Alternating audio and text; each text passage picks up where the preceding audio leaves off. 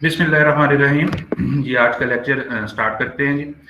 आज का जो लेक्चर है ये डिमॉन्स्ट्रेशन होगी माइक्रोसॉफ्ट प्रोजेक्ट की एप्लीकेशन की, कि हम किस तरीके के साथ माइक्रोसॉफ्ट प्रोजेक्ट के एप्लीकेशन को इस्तेमाल करते हुए एक बुनियादी लेवल का, फंडामेंटल लेवल का प्लान किस तरह से बना सकते हैं। माइक्रोसॉफ्ट ऑफिस की एप्लीकेशंस आप यूज़ करते रहते हैं, जैसे माइक्रोसॉफ्ट वर्ड है, पावर पॉइंट है, एक्सेल है, एट्सेट्रा। तो आपने देखा होगा कि ये जितनी इस फैमिली की एप्लीकेशन इस तरह की हैं, वो हर एप्लीकेशन के अंदर बेशुमार हमारे पास ऑप्शंस अवेलेबल होती हैं और हम अपनी ज़रूरत के मुताबिक उनको इस्तेमाल कर रहे होते हैं। इसी तरह से ये माइक्रोसॉफ्ट प्रोजेक्ट की एप्लीकेशन है, जिसको हर कोई जो प्रैक्टिशनर है या जो इसको इस्तेमाल करता है, वो अपनी ज़रूरत के मुताबिक इसके फंक्शंस को इस्तेमाल कर रहा होता है। ओवरऑल माइक्रोसॉफ्ट प्रोजेक्ट मैनेजमेंट की तकरीबन तमाम की तमाम यूटिलिटीज़ को, तमाम चीज़ों को करने में मदद देता है। वहाँ पे आप कर सकते हैं, पूरे प्लान बना सकते हैं, एग्जीक्यूशन स्टेटस हासिल कर सकते हैं, और ओवरऑल जितने भी कॉन्सेप्ट हम पढ़ते हैं वो सारे के सारे उसके अंदर मैनेजेबल हैं, डूएबल हैं। तो इस तरह के सॉफ्टवेयर जिसमें बेशुमार ऑप्शंस होती हैं और आप अपनी ज़रूरत के मुताबिक उनको इस्तेमाल करते हैं, इनको ब्लोटवेयर सॉफ्टवेयर कहा जाता है। और इनके ऊपर जो प्रोफिशेंसी है वो आहिस्ता आहिस्ता आप डेवलप करते हैं, जैसे जैसे आप काम करते चले जाते हैं। जैसे माइक्रोसॉफ्ट वर्ड के ऊपर मेरा नहीं ख्याल कि कोई भी हम में से कोई ये दावा कर सके कि उसको माइक्रोसॉफ्ट वर्ड की तमाम फंक्शनैलिटी का पता और उनको वो इस्तेमाल करता है, बल्कि आप अपनी ज़रूरत के मुताबिक उनको इस्तेमाल करते हैं। तो माइक्रोसॉफ्ट प्रोजेक्ट के अंदर भी आपने उसकी ऑप्शंस बेशुमार आपको नजर आएंगी, तो उनको देख के अपने घबराना नहीं है। वो सारी हर एक प्रैक्टिशनर के लिहाज से होती हैं, तो हर कोई अपनी अपनी ज़रूरत के मुताबिक इस्तेमाल कर रहा होता है और आहिस्ता आहिस्ता आप चीज़ों को इम्प्रूव करते चले जाते हैं। तो इसी वजह से आज जो हम आपके सामने डिमॉन्स्ट्रेशन रखी जाएगी वो एक खास सीक्वेंस के अंदर रखी जाएगी, पर्टिकुलर सिनेरियो के लिहाज से देखी जाएगी। उसमें हम सीधा सीधा चीज़ें वो करेंगे जो कि हमारे अब तक हम या तो वो पढ़ चुके हैं या जो हमें ज़्यादातर करनी पड़ती है। तो उस सीक्वेंस के साथ आपने उसको समझने की कोशिश करना है। फिर आहिस्ता आहिस्ता आप खुद भी जब इन चीज़ों को सीख जाएंगे तो बाकी चीज़ों को भी आपके लिए सीखना आसान हो जाएगा और आप उनको इस्तेमाल कर पाएंगे। तो आपको ये स्क्रीन नजर आ रही है इसकी, माइक्रोसॉफ्ट प्रोजेक्ट की मैंने शेयर की है जी, जरा चेक करें आपको नजर आ रही है।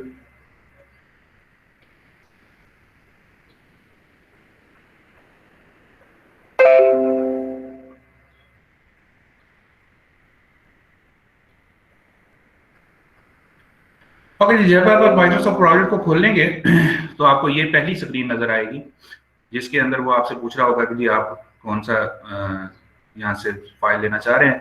तो ब्लैंक प्रोजेक्ट की आपको यहाँ पे नजर आएगी। आप ब्लैंक प्रोजेक्ट को क्लिक करेंगे तो आपके सामने ये व्यू नजर आ जाएगा।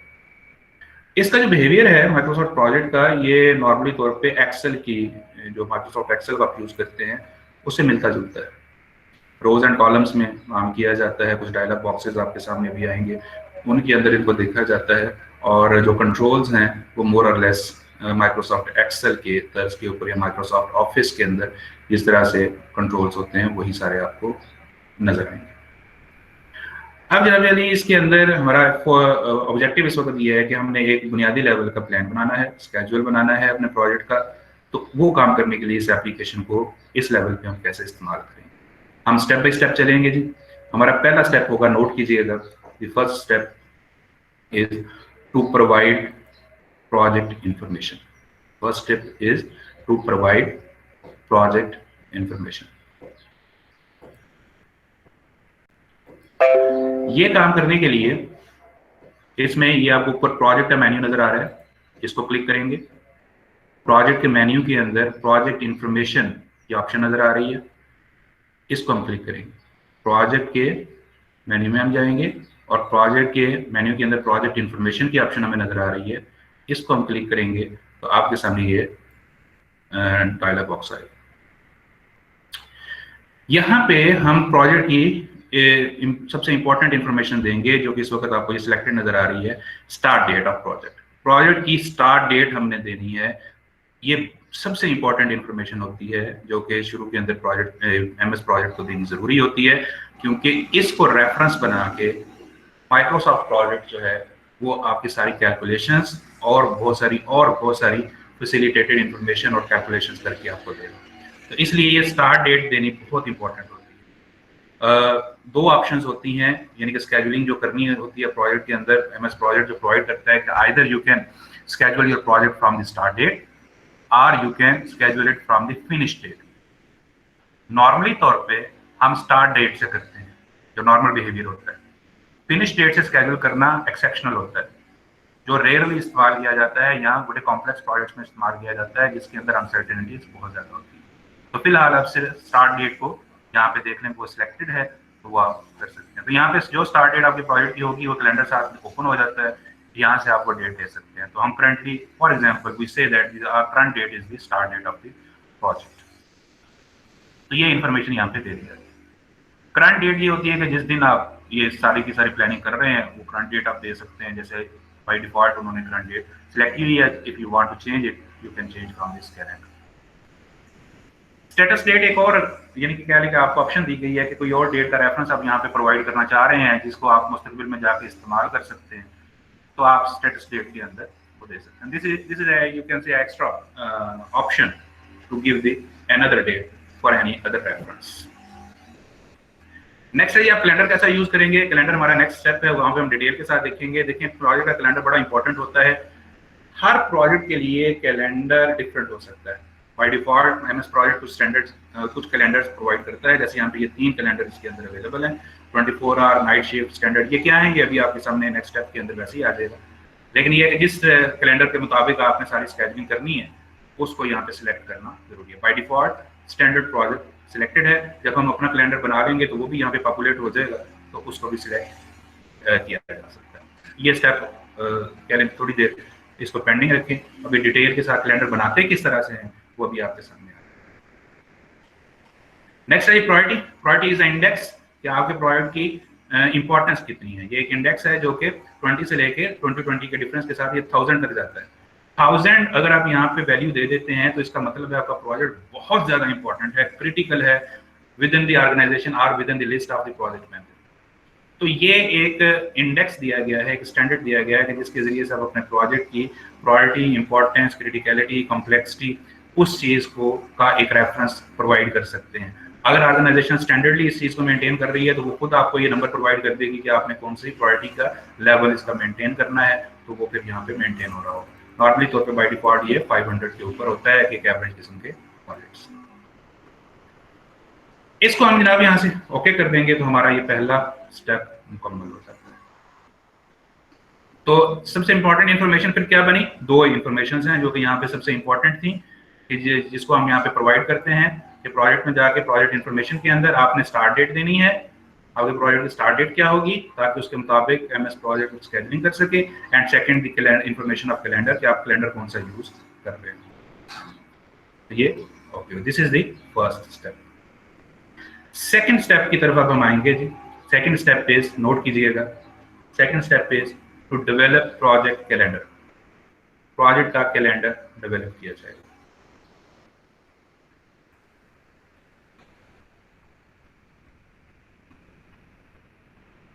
अब हम प्रोजेक्ट का कैलेंडर डेवलप करेंगे। ये काम करने के लिए हम क्या करेंगे, again we will go towards the project. हम प्रोजेक्ट के ही मेन्यू के अंदर जाएंगे और इसके अंदर देखिए ये चेंज वर्किंग टाइम के ऑप्शन अवेलेबल है। चेंज वर्किंग टाइम, प्रोजेक्ट के अंदर ही हम जाएंगे, प्रोजेक्ट के अंदर चेंज वर्किंग टाइम, इसको क्लिक करेंगे तो हमारे पास ये डायलॉग बॉक्स आ जाएगा।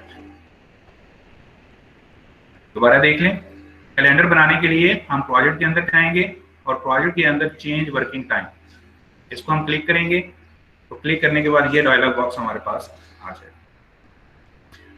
जैसे आपको बताया कि ये बाय डिफॉल्ट ये 3 कैलेंडर प्रोवाइड कर रहा होता है। स्टैंडर्ड कैलेंडर आपको नीचे नजर आ रहा है कि इसका स्टैंडर्ड कैलेंडर की कैरेक्टरिस्टिक्स क्या हैं कि इसके अंदर जरा देखिए सैटरडे और संडे ऑफ है और जो वर्किंग टाइम है किसी भी दिन का वो 8 से 12 आवर्स है और उसके बाद 1 घंटे की ब्रेक है, फिर 1 से 5 है। ये स्टैंडर्ड दुनिया के अंदर इस्तेमाल किया जाता है। यह माना जाता है कि नॉर्मली तौर पे जनरली सैटरडे संडे ऑफ होता है और एक दिन के अंदर टोटल 8 घंटे वर्किंग आवर्स होते हैं और उसमें 8 से 12 और 1 से 5 की शिफ्ट्स के अंदर किया है। ये चेंज की जा सकती हैं जो अभी हम देखेंगे, लेकिन ये एक नॉर्मल कैलेंडर के एक नॉर्मल स्टैंडर्ड के तौर पे फॉलो किया जाता है। बहुत सारे मुल्कों के अंदर ये चेंज भी है, जैसे जापान के अंदर 12 घंटे का वर्किंग डे रखा जाता है।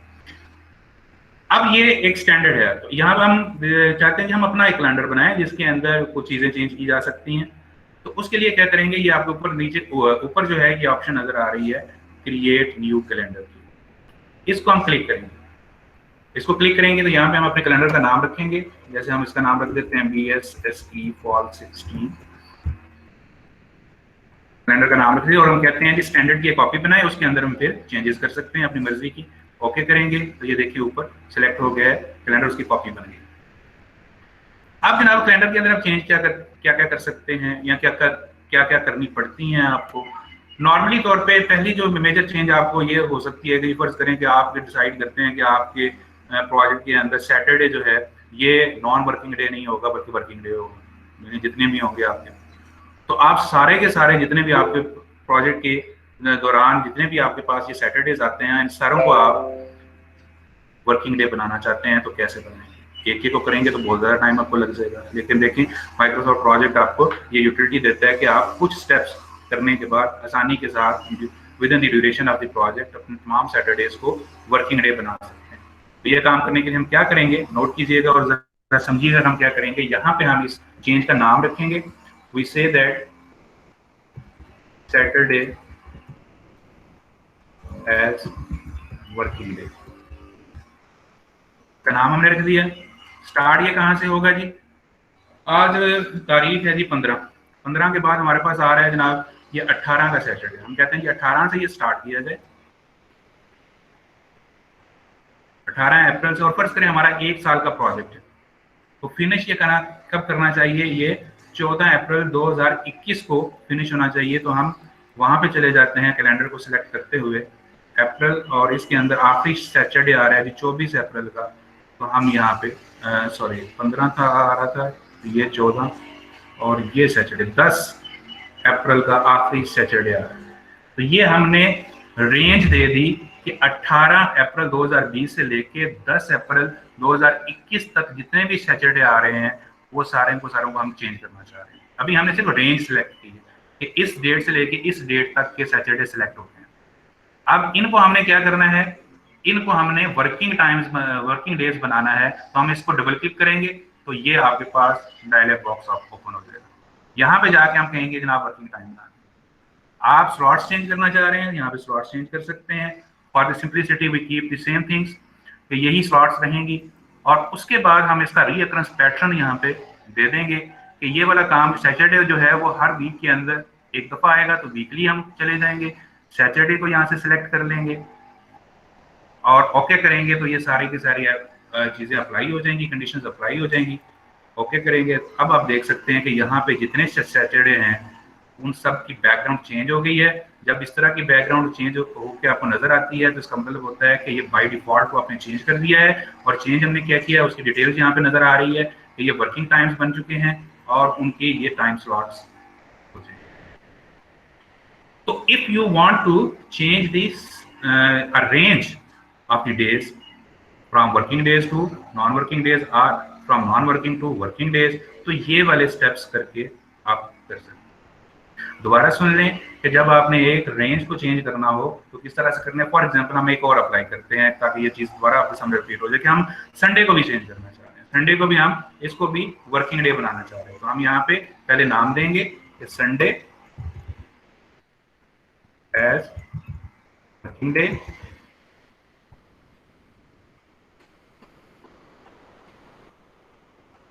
अब इसके यहाँ पे देखें कि हमारे पास पहला संडे आ रहा है 21 को, हम कहते हैं 21 और ये अप्रैल पे हम जाएंगे, तो पहला संडे आ रहा है जी 19 को, वहां से लेके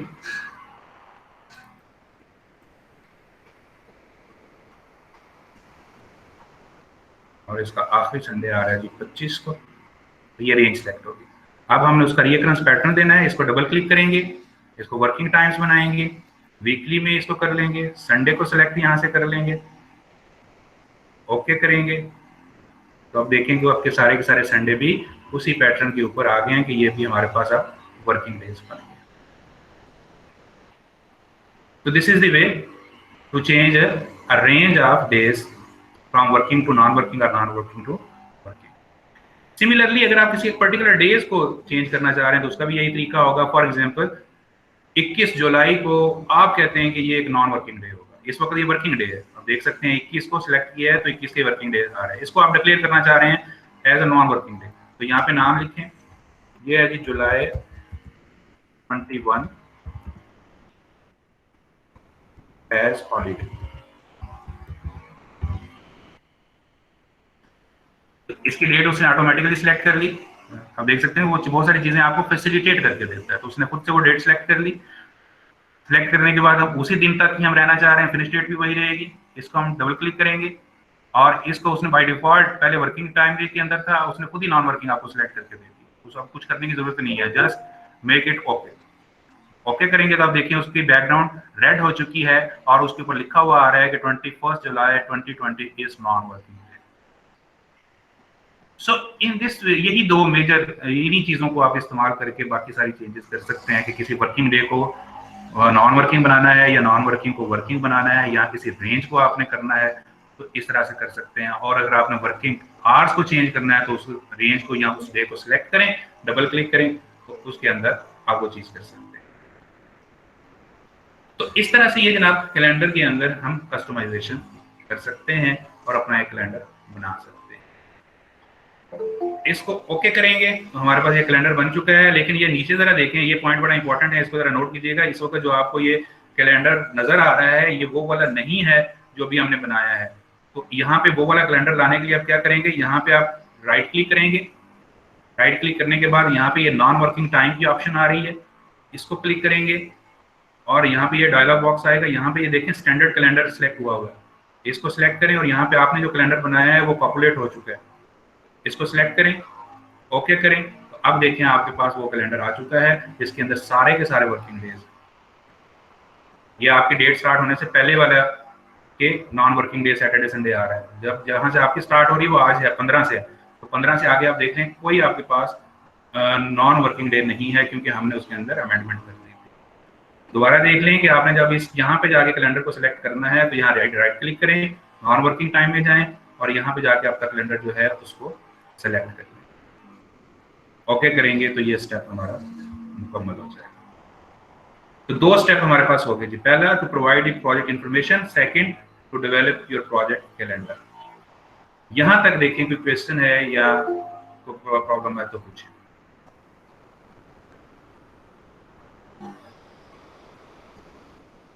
यहां तक क्लियर है जी?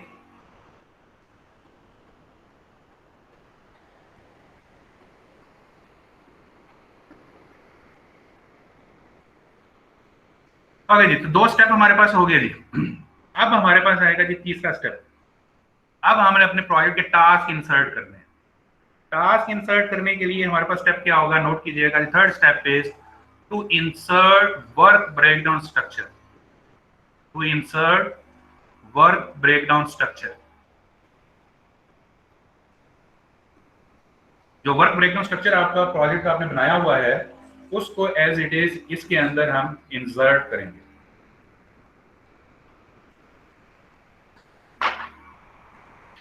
तो ये काम करने के लिए यहाँ पे जो टास्क का नेम आ रहा है यहाँ पे हम वर्क ब्रेकडाउन स्ट्रक्चर इंसर्ट करना शुरू कर देंगे और एज इट इज हमने करना है जो हमने बनाया होगा, तो उसकी हायरार्की भी हमने बरकरार रखनी होगी। तो जरा थोड़ा सा पेशेंस के साथ देखिएगा कि हम किस तरह से इंसर्ट करते हैं और हायरार्की किस तरह से बनाते हैं वर्क ब्रेकडाउन स्ट्रक्चर की।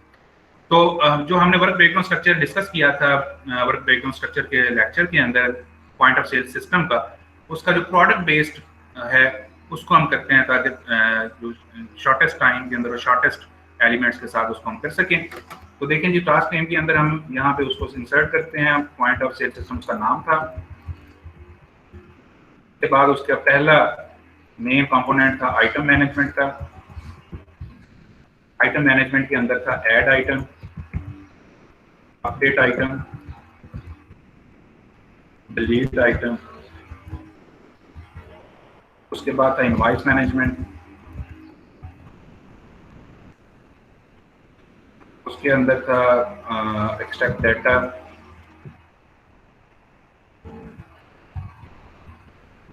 उसके बाद था अप्लाई बिजनेस टूल्स,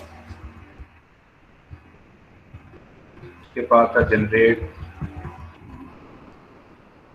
इनवॉइस, उसके बाद था रिपोर्ट्स, के अंदर हम कुछ एक दो रिपोर्ट्स ले लेते हैं, जैसे डेली सेल रिपोर्ट है, प्रॉफिट रिपोर्ट है, उसके बाद चलिए इतना ही हम कर लेते हैं। लेकिन ये देखिए हमने सिर्फ एलिमेंट्स इंसर्ट किए हैं, देयर इज नो हायरार्की, लेकिन इसमें हायरार्की नजर नहीं आ रही है। इस चीज को गौर से देखें, हायरार्की कैसे सेट आउट होगी। हम पॉइंट ऑफ सेल सिस्टम के नीचे जितने आइटम्स आ रहे हैं इन सबको सिलेक्ट कर लेंगे। पॉइंट ऑफ सेल सिस्टम के नीचे जितने आइटम्स आ रहे हैं उन सबको सिलेक्ट कर लेंगे और हम जाएंगे टास्क में।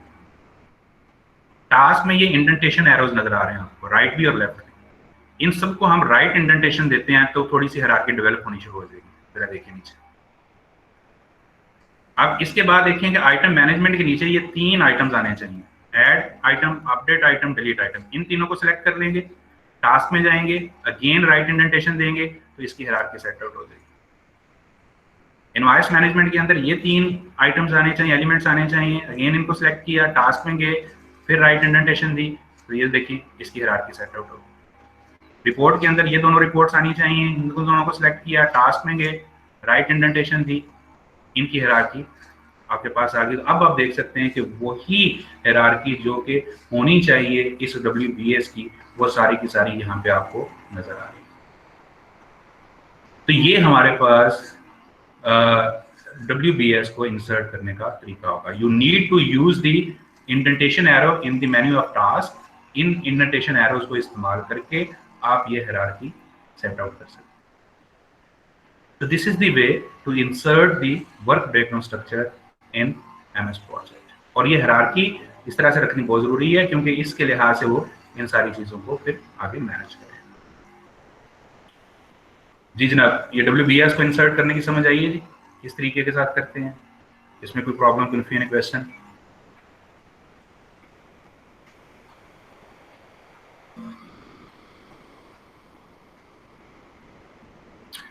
ओके जी, तो ये हमारे पास तीसरा स्टेप हो गया, to insert work breakdown structure और टास्क इन MS प्रोजेक्ट।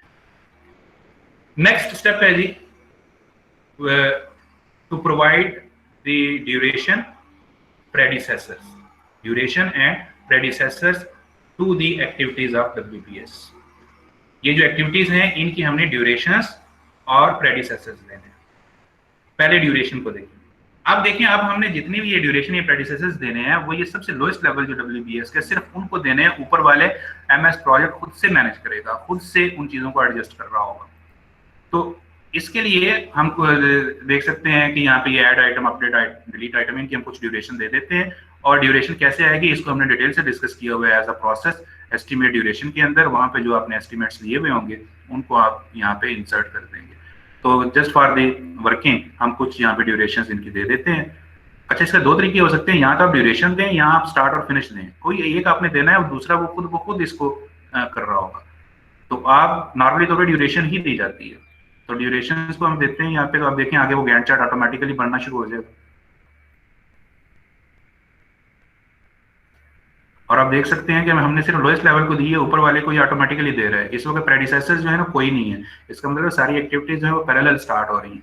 जब पैरेलल स्टार्ट हो रही हैं तो उसने देखें रेफरेंस लिया हुआ है 15 से। ये 15 कहाँ से आया है? वो जो शुरू के पहले स्टेप के अंदर हमने प्रोजेक्ट की स्टार्ट डेट दी थी उसको उसने यूज किया है, उसको इस्तेमाल करके वहां से उसने स्केड्यूलिंग स्टार्ट कर दी है और उसी तरीके के साथ आपको यहाँ पे कैलेंडर के ऊपर दिखा रहे हैं।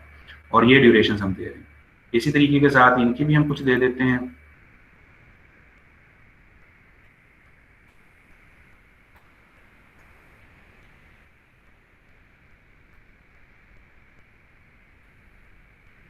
इस तरह से हम ड्यूरेशंस देते हैं तो ये हमारे पास ये चीजें इस तरह से आनी शुरू हो जाती है। तो this is the way to give the duration. ये स्टार्ट और फिनिश डेट तब आएगी जब हम प्रेडिसेसर्स यहाँ पे देंगे, और कोई प्रेडिसेसर नहीं है उसको खाली छोड़ दें। प्रेडिसेसर्स किस तरीके के साथ देते हैं? फर्स्ट करें हम प्रेडिसेसर अपडेट आइटम का देना चाह रहे हैं। ऐड आइटम जब कंप्लीट हो जाए तो फिर अपडेट आइटम। नॉर्मली लॉजिकली तौर पर भी जब तक ऐड आइटम नहीं होंगे अपडेट आइटम नहीं हो सकती है।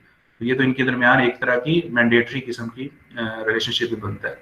तो जरा साथ देखिए कि हर टास्क के साथ ही एक रेफरेंस नंबर जनरेट हो रहा है ऑटोमेटिकली तौर पे। और ऐड आइटम का रेफरेंस नंबर क्या है? 3। तो ये अपडेट आइटम के प्रेडिसेसर के कॉलम के अंदर जाके यहाँ पे अगर हम 3 दे देंगे तो देखिए चेंज क्या आती है यहाँ पे गैंट चार्ट के अंदर। तो यहाँ पे हम 3 देंगे, एंटर करेंगे तो देखिए वो प्रेसिडेंस रिलेशनशिप जनरेट हो गया कि जब ये ऐड आइटम कंप्लीट होगा फिर अपडेट आइटम स्टार्ट होगा। और ऊपर देखिए ये डेट्स उसने ऑटोमेटिकली वहां से लेके आपको दिखा दी। इस तरह डिलीट आइटम भी हम कहते हैं कि जब तक ऐड आइटम नहीं होगा डिलीट नहीं हो सकता, तो इसकी भी हम यहाँ पे 3 दे देते हैं। तो अब देखें ये भी वहां पे चला गया है। एक्सट्रैक्ट डाटा की अगर हम बात करते हैं तो ये बल्कि अप्लाई बिजनेस टूल हम कहते हैं जनाब, ये जब एक्सट्रैक्ट डाटा हो जाएगा फिर हो तो यहाँ पे इसका 7 हम देंगे तो इसकी एडजस्टमेंट हो जाएगी, इसके प्रेसिडेंस रिलेशनशिप आ जाएगा। जनरेट इनवॉइस करनी हम कहते हैं जी दोनों 7 और 8 दोनों कंप्लीट हों फिर जाके आए। तो मल्टीपल जब आपने प्रेडिसेसर्स देने होते हैं तो you use the comma separation. Comma separation को यूज करके आप मल्टीपल प्रेडिसेसर्स दे सकते हैं। जैसे यहाँ पे हमने 7 और 8 को दे दिया तो जरा देखिएगा यहाँ पे चेंज क्या आती है। तो देखिए वो दोनों की प्रेसिडेंस सेट कर दी गई। इस तरह रिपोर्ट्स की हम बात करते हैं जी कि ये रिपोर्ट्स जो है ये सारी की सारी हम फर्ज करेंगे इसी तरह से रखना चाह रहे हैं। यहाँ कह लें कि ये 5 और 9 जब कंप्लीट हो जाएं फिर ये स्टार्ट हो तो वो देखें उस तरह से एडजस्टमेंट हो।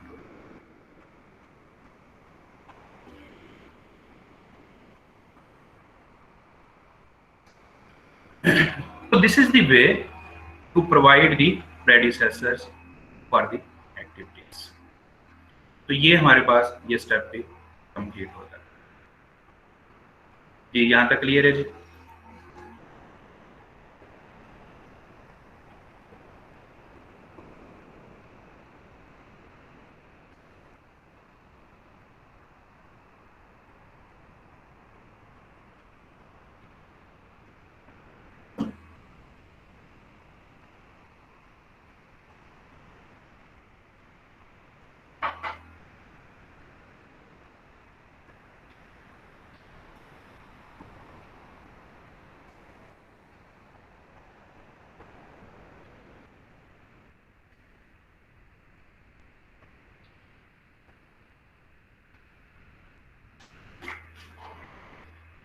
तो कितने स्टेप हो गए जी? पहला था प्रोवाइड इंफॉर्मेशन, प्रोजेक्ट इंफॉर्मेशन, दूसरा था कैलेंडर को बनाना, तीसरा था WBS को इंसर्ट करना, और ये चौथा हो गया जिसके अंदर हम ड्यूरेशन और प्रेडिसेसर्स प्रोवाइड करते हैं। तो 4 स्टेप हमारे पास जनाब हो। 5वां स्टेप है जी, now we need to provide the resources information. अब हमने रिसोर्सेज की इंफॉर्मेशन प्रोवाइड करनी है ताकि उनको हम उनकी असाइनमेंट कर सकें, एलोकेशन कर सकें, और उसके अंदर कोई ओवर एलोकेशन आ रही है या लेवलिंग वगैरह करने की जरूरत है तो उसको देखा जा सके। ये काम करने के लिए हमें अपना व्यू चेंज करना पड़ेगा ताकि रिसोर्सेज की कंप्लीट इंफॉर्मेशन दी जा सके। तो ये काम करने के लिए हम क्या करेंगे, व्यू में जाएंगे और यहाँ पे ये रिसोर्स शीट की ऑप्शन हमें नजर आ रही है। व्यू के अंदर रिसोर्स शीट, इसको हम क्लिक करेंगे तो आपके पास ये एक एक्सेल शीट आ जाएगी जहां पे हम रिसोर्सेज को ऐड कर सकते हैं। दोबारा देख लें। अच्छा, वापस आपने गैंट चार्ट पे जाना है, पहले वाले व्यू में जाना है। तो अगेन आप व्यू में जाएंगे तो जो पहला व्यू हमारे पास चल रहा था वो गैंट चार्ट व्यू था, ये जो आपको पहले नजर आ रहा है। इस पर क्लिक करेंगे तो आप वापस इस व्यू के ऊपर आ जाएंगे। यहाँ से हम रिसोर्सेज के व्यू में जाना चाह रहे हैं तो हम क्या करेंगे, व्यू में जाएंगे और यहाँ पे रिसोर्स शीट यहाँ पे आ जाएंगे। तो यहाँ पे जाके हम रिसोर्सेज को ऐड करेंगे। जैसे यहाँ पे हम और सॉफ्टवेयर डेवलपमेंट के अंदर हम सिर्फ ह्यूमन रिसोर्सेज को देखते हैं तो सिर्फ उनको ही हम लेते हैं। तो हम कुछ यहाँ पे ह्यूमन रिसोर्सेज ऐड कर देते हैं। फॉर एग्जांपल अली, असलम, अकबर, चलें ये 3 हम शुरू करते हैं। आगे कुछ इन्फॉर्मेशन वो खुद से बाय डिफॉल्ट आपको प्रोवाइड कर रहा है, लेकिन आपको इन कॉलम्स का पता होना चाहिए। इन कॉलम्स का मतलब क्या है, इनको जरा समझ लें one by one. In columns का मतलब क्या है और आपने क्या इंफॉर्मेशन देनी होती है। ये रिसोर्स नेम का पहला कॉलम आ गया। दूसरा है जी टाइप का। टाइप जो है वो बाय डिफॉल्ट MS प्रोजेक्ट ये 3 किस्म की टाइप्स आपको प्रोवाइड कर रहा होता है। वर्क रिसोर्सेज नॉर्मल तौर पे ह्यूमन रिसोर्स होते हैं। मटेरियल रिसोर्स, अगर आपके ऐसे रिसोर्सेज हैं जो कि मटेरियल के तौर पे इस्तेमाल हो रहे हैं, जैसे कंस्ट्रक्शन के अंदर आप ईंटें इस्तेमाल करते हैं, सीमेंट इस्तेमाल करते हैं, तो फिर आप मटेरियल रिसोर्स होगा।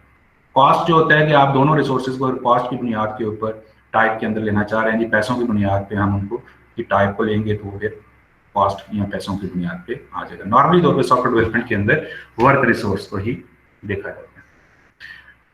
मटेरियल का आगे कॉलम आ रहा है, अगर आपका मटेरियल रिसोर्स है तो उसका जो ब्रांड है, जो उसके बनाने वाली कंपनी का नाम अगर आप देना चाह रहे हैं तो आप यहाँ पे दे सकते हैं। सॉफ्टवेयर डेवलपमेंट के अंदर इसको नहीं देखा जाता। इनिशियल्स के अंदर बाय डिफॉल्ट उसने आप पहले अल्फाबेट रिसोर्स का उठा लिया है। आप चेंज करना चाहें तो ये एडिटेबल टेक्स्ट बॉक्सेस हैं, इसको आप चेंज कर सकते हैं। सॉफ्टवेयर डेवलपमेंट के अंदर जब आप सॉफ्टवेयर हाउस के अंदर काम कर रहे होते हैं तो you are attached with a certain group. आप किसी न किसी ग्रुप के साथ अटैच्ड होते हैं। एनालिसिस का हो सकता है, डिजाइन का हो सकता है, कोडिंग, प्रोग्रामिंग, क्यूए का, टेस्टिंग का, इस तरह किसी न किसी ग्रुप या किसी न किसी एक डोमेन के साथ या किसी एक ब्रांच के साथ आप एसोसिएटेड होते हैं। तो वो जो ग्रुप अगर आपका पास है, इंफॉर्मेशन आप देना चाहें तो यहाँ पे उस ग्रुप की दे सकते हैं। नेक्स्ट कॉलम है मैक्सिमम यूनिट्स का।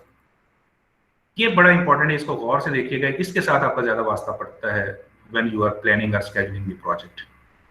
ये कॉलम रिसोर्स की एफर्ट को शो करता है, इसको नोट भी कीजिए और समझिए भी।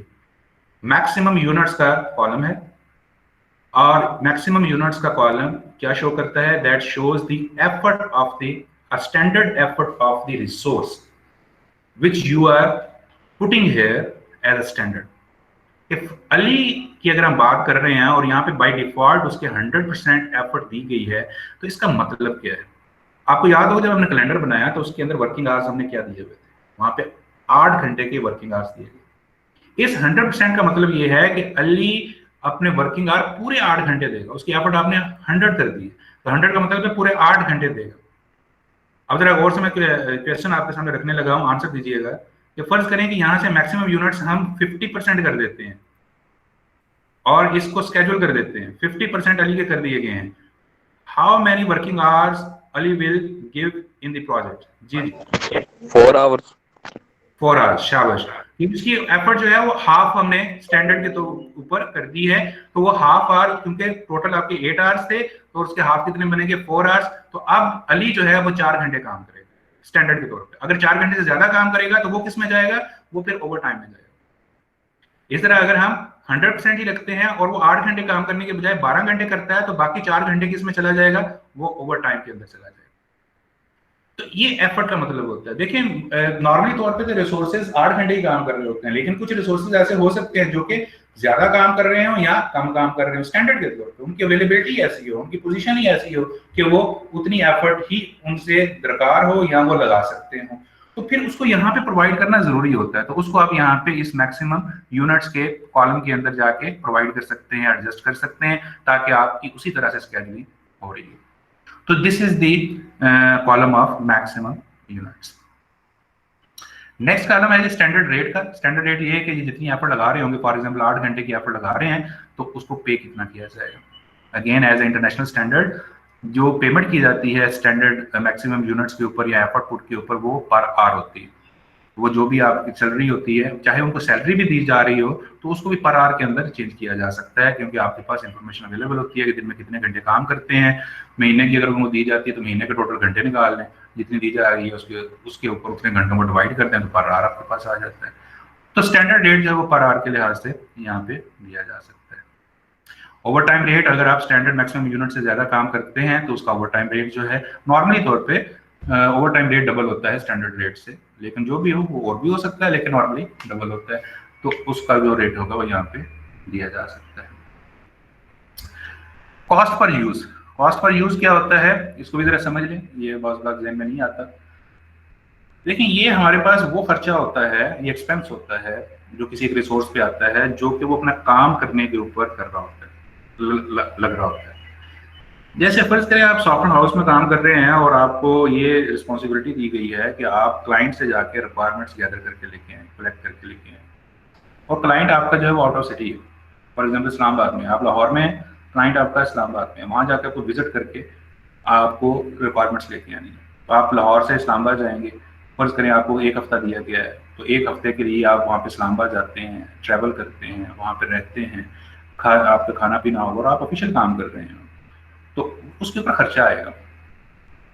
ये सारा खर्चा कॉस्ट पर यूज होता है। यानी कि आप ऑफिशियल काम करने के ऊपर कोई खर्चा आ रहा है, ट्रैवलिंग के ऊपर, खाने पीने के ऊपर, रहने के ऊपर और किसी चीज के ऊपर, तो वो सारी की सारी चीज़ें कॉस्ट पर यूज में आ रही होती हैं। नॉर्मली तौर पे जो अच्छी मेच्योर्ड ऑर्गेनाइजेशंस हैं उनका ये रेट भी स्टैंडर्ड होता है। जैसे हमारे यहाँ गवर्नमेंट सेक्टर के अंदर एक टर्म आपने सुनी होगी, TABA की, ट्रैवलिंग अलाउंस, डेली अलाउंस। वो इसी मद में होता है, वो कॉस्ट पर यूज होता है कि जब भी कोई सरकारी बंदा कोई ऑफिशियल काम करने के लिए जाता है तो उसको TADA दिया जाता है। वो स्केल के लिहाज से हर एक का फिक्स है, वो पहले से बना दिया गया है कि अगर एक 17 ग्रेड का पर्सन है, ऑफिसर है, वो अगर इस तरह ट्रैवल करता है, जाता आता है, तो उसका TADA कितना होगा, और 18वें स्केल का है तो उसका कितना होगा। इस तरह प्राइवेट सेक्टर के अंदर भी उनके स्केल जिस तरीके के साथ सीनियरिटी होती है, जिस तरह के लोगों का एक्सपीरियंस होता है, उनके लिहाज से उनको वो ये चीज़ें उन्होंने पहले से बना के प्लान करके रखी हुई होती हैं कि अगर ये ट्रैवल करेंगे, ये फलां पर्सन कैटेगरी का ट्रैवल करेगा तो उसको कितने पैसे दिए जाएंगे, कितने दिन रहेंगे तो क्या होगा, होटल फैसिलिटी कौन सी उसको दी जा सकती है। तो वो सारे का सारा खर्चा यहाँ पे कॉस्ट पर यूज के अंदर। नेक्स्ट है जी accrue. Accrued. Accrued क्या होता है कि ये जो पैसे पे किए जाएंगे इन रिसोर्सेज को कब किए जाएंगे, तीन ऑप्शन हो सकते हैं। स्टार्ट में ही सारे पैसे दे दिए जाए, काम मुकम्मल होने के बाद दे दिया जाए, वो एंड है। और प्रो रेटेड होता है कि आप इंटरवल्स बना रहे, महीने बाद, हफ्ते बाद, 10 दिन बाद, या percentage of completion of work कर लें कि 10% हो जाएगा तो इतने पैसे दे दिए जाएंगे, 20% हो जाएगा तो फिर इतने पैसे दे दिए जाएंगे। वो प्रो रेटेड होता है। स्टार्ट शुरू में एडवांस में दे दिए जाए, एंड काम कंप्लीट होने के बाद दे दिया जाए, और pro rated Aahista Aahista incrementally तौर पे या वक्फों के साथ दे दिया जाए, वो प्रो रेटेड होता है। नॉर्मली तौर पर प्रो रेटेड ही चल रहा होता है, स्टार्ट और एंड जो है वो रेयरली होता है। तो ये जो भी ऑप्शन चल रही हो उनको देखा जा सकता है। उसके बाद कैलेंडर है। कैलेंडर आप यहाँ से सेलेक्ट कर सकते हैं, हमने अपना कैलेंडर बनाया हुआ था, ये अगर आप यूज करना चाह रहे हैं इन रिसोर्सेज के लिए तो आप इनको यहाँ पे सिलेक्ट कर सकते हैं, और हर रिसोर्स का अलहदा से अगर आप इस्तेमाल करना चाहें उसको बनाएं, वो यहाँ पे आ जाएगा, पॉपुलेट हो जाएगा, तो यहाँ पे हर रिसोर्स के लिहाज से वो वाला इस्तेमाल किया जा सकता है। तो ये हो गया कैलेंडर की सिलेक्शन। उसके बाद कोड है जी। कोड ऐसे ही है जैसे आपका रोल नंबर है यहाँ पे PUC ID के अंदर, इस तरह से हर पर्सन जो कि काम कर रहा होता है उसका एक कोड होता है, एम्प्लॉय कोड जिसको कहा जाता है, या कोई और भी इसका नाम इस्तेमाल हो सकता है। वो कोड अगर कोई स्टैंडर्ड चल रहा है तो वो यहाँ पे प्रोवाइड किया जा सकता है। तो ये बुनियादी कॉलम्स हैं जो कि किसी रिसोर्स के लिए यहाँ पे प्रोवाइड किए जा सकते हैं। अब हम अगर वापस जाएं व्यू से गैंट चार्ट के अंदर, और यहाँ पे जाके रिसोर्सेज के कॉलम के अंदर यहाँ पे करें, तो देखिए यहाँ पे वो सारे पॉपुलेट हो गए हैं जो रिसोर्सेज हमने ऐड किए। तो यहाँ पे आप असाइन कर सकते हैं। फर्ज करें हम यहाँ पे ये अकबर साहब को एलोकेट कर देते हैं। आप किसी को भी कर सकते हैं, मैं जानबूझ के सिर्फ अकबर को कर रहा हूँ।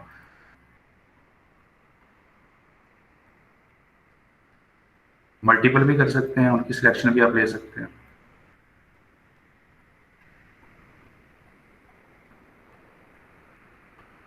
आप एक चेंज देख रहे हैं, ये यहाँ पे रेड शक्ल के अंदर बंदा जो है वो नजर आ रहा है, और ये अकबर साहब भी हैं। तो ये अकबर साहब को हमने यहाँ पे एलोकेट कर दिया तमाम के ऊपर, तो यहाँ पे आप देख सकते हैं वो नाम भी सारा यहाँ पे आ रहा है। अच्छा, एक साथ ज्यादा को नहीं हम अलाउ कर सकते अकबर? जी बिल्कुल कर सकते हैं। जैसे यहाँ पे ये आखिरी जो आपको नजर आ रहा है, यहाँ पे आप ये तीनों को कर लें तो तीनों आ गए। ये देख, अकबर अली असगर। मैं जानबूझ के ये कर रहा था, और उसकी वजह ये है कि अगर हम ये इस वजह से ये वो किया कह है। रहा था कि अगर 10 रोज हैं एक कॉलम में, हमने 10 बंदों को अकबर ही देना है रिसोर्स, तो उस तरह भी हो जाएगा, एक साथ ही 10 को दे ले।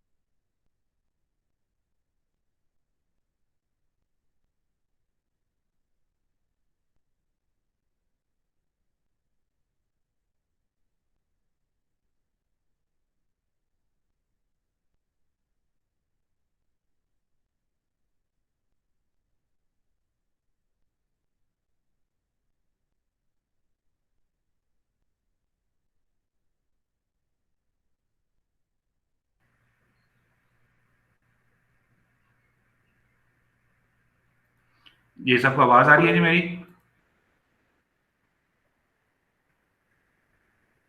ये सॉरी जी, कनेक्शन लॉस्ट हो गया था जिस वजह से डिस्कनेक्शन आ गया।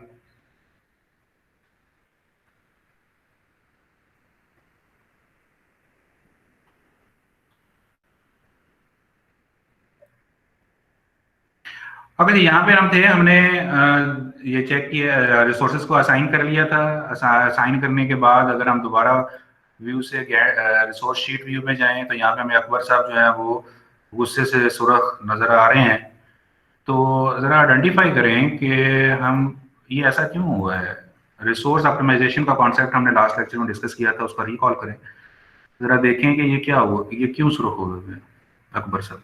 जो बताना चाहे अपना माइक ऑन कर सकते हैं। तो सॉरी, मैं स्क्रीन शेयर कर लूँ जी।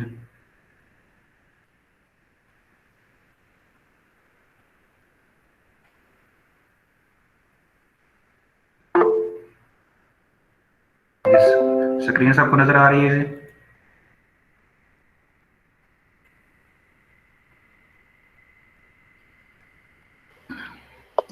सर आई थिंक इसका जो डेली का टाइम है 8 घंटे से ज्यादा हो रहा है इसका, जब जी शाबाश, वेरी गुड। इसको जरा नोट कर लीजिएगा जी। This thing is known as, ये जो सुरख अकबर साहब हुए हुए हैं रिसोर्स शीट में जाकर अगर हम देखें, ये जो अकबर साहब सुरख हुए हुए हैं, ये जब आता है तो this is known as the over allocation of resource. ये रिसोर्स की ओवर एलोकेशन कहलाती है कि ये रिसोर्स ओवर एलोकेट हो चुका है। ये इसको अपना काम, इसका मुराद ये है सुरख होने से कि अकबर साहब को अपना काम मुकम्मल करने के लिए और अपने टास्क कंप्लीट करने के लिए 8 घंटे से ज्यादा काम करना पड़ेगा। हमने उसको सिर्फ 8 घंटे एलोकेट किए हुए थे। तो अब ये एमएस प्रोजेक्ट इस चीज को इंडिकेट कर रहा है कि इसको अपना काम कंप्लीट करने के लिए 8 घंटे से ज्यादा काम करना पड़ेगा और इसको आपने रिमूव करना होता है। Resource over allocation is not allowed in this schedule. ये आपको एडवाइजेबल होता है, बल्कि लाजमी होता है कि इसको खत्म करें। अब इसको खत्म करने के बहुत सारे तरीके हो सकते हैं। जैसे यहाँ से एक तरीका ये है कि हम इसको अलाउ कर देते हैं जी, अपने एक्स्ट्रा काम करें, उसको ओवर टाइम दे दिया जाएगा, तो इसकी एफर्ट हम यहाँ से बढ़ा देते हैं।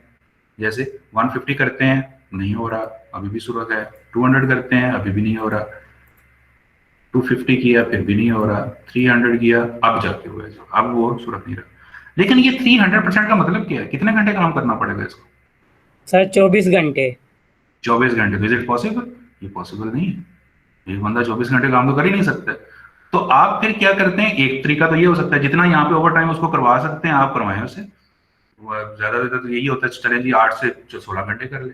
और क्या तरीका हो सकता है? और किस तरीके से ओवर एलोकेशन के अंदर हम चीजों को लेके आ सकते हैं? ओवर रेट दे दें उसको। सॉरी,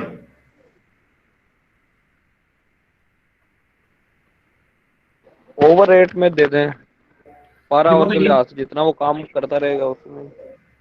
लेकिन अब देखें ना, ये जैसे हमने इसको 300% दिया है तो वो 24 घंटे पे चला जाता है, तो 24 घंटे काम करना तो पॉसिबल नहीं ना होता। 24 घंटे तो नहीं हम कर सकेंगे। कोई और तरीका हो सकता रिसोर्सेज बढ़ा लें अपने, है?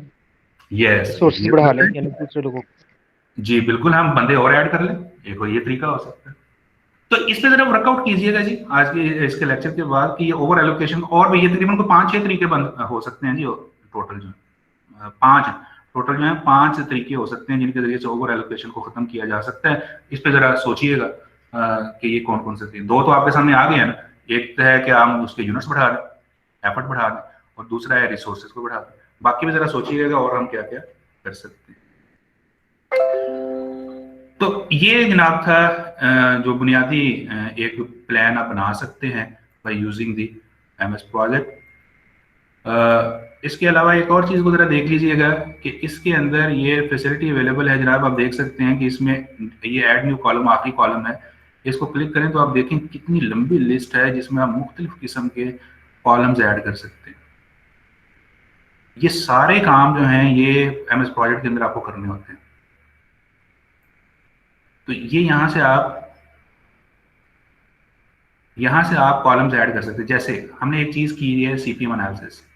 सीपीएम एनालिसिस के सारे जितने एट्रीब्यूट्स, 6 एट्रीब्यूट्स हमने किए, वो 6 के 6 इसके अंदर अवेलेबल हैं। इनको आप इंसर्ट करके just giving the data three things के एक्टिविटीज़ का डाटा दें, ड्यूरेशन दें, उसके अंदर प्रेडिसेसर्स दें, तो सीपीएम इसमें हो जाता है। कैसे? ज़रा यहाँ पे देखें कि अर्ली स्टार्ट है, तो ये देखें अर्ली स्टार्ट अर्ली फिनिश का कॉलम अवेलेबल है। सिमिलरली लेट स्टार्ट और लेट फिनिश के कॉलम अवेलेबल है। सिमिलरली टोटल स्लैक, अगर आप देखना चाहें तो जनाब ये टोटल स्लैक है, टोटल स्लैक आ सकता है। इस तरह फ्री स्लैक है तो F को प्रेस करें तो फ्री स्लैक आपके पास आ जाएगा जी, ये तो फ्री स्लैक का कॉलम ऐड हो जाएगा। तो जनाब अली तो ये सारे कॉलम आप ऐड करें, शुरू के अंदर एक्टिविटीज का ड्यूरेशन भी आ रही है, प्रेडिसेसर्स भी आ रहे हैं, तो आपके पास सीपीएम एनालिसिस कंडक्ट हो जाएगा। और ये नेटवर्क डायग्राम भी आपको बना के दे देता है। नेटवर्क डायग्राम कहाँ पे है? व्यू में जाए, ये नेटवर्क डायग्राम। हमने क्योंकि कंप्लीट यहाँ पे इंफॉर्मेशन नहीं दी है प्रेडिसेसर्स की, तो आपको इस तरह नजर आ रहा है। ये जो रेड नजर आ रही होती है ये क्रिटिकल एक्टिविटीज होती है। तो सीपीएम एनालिसिस के अंदर कंप्लीट आपको होता हुआ नजर आता है, सारी इंफॉर्मेशन भी आ रही होती है, सारी कैलकुलेशंस भी आ रही होती है। तो ये था जनाब हमारे पास एक बड़ी ही बुनियादी लेवल की डिमॉन्स्ट्रेशन ऑफ MS प्रोजेक्ट।